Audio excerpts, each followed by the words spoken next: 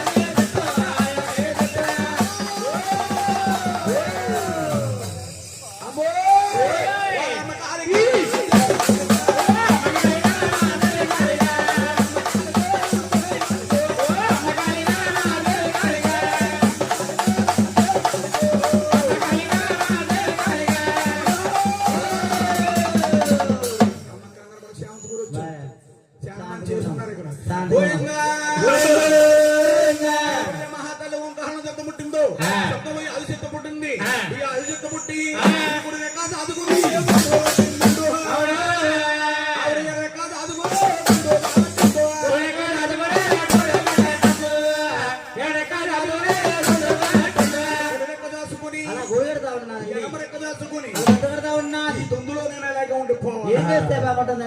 ఆలోచించి 3 రోజుల కాలం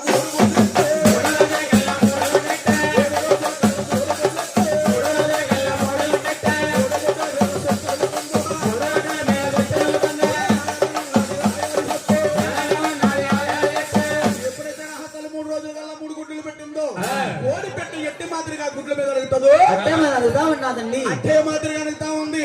అందులో ఓ గుడ్డు పాలుదారిని గుడ్డు పాలుదారిని గుడ్డు కింద పడిపోయిందటండి. కింద పడ్డ పేడి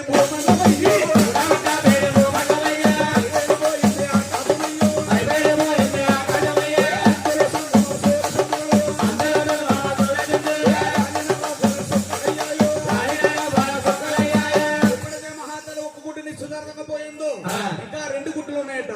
ఆ 2 గుడ్డలని కాపాడుకోవాలని ఈ జగన్మాత ఈవిడ ఏం చేస్తుందా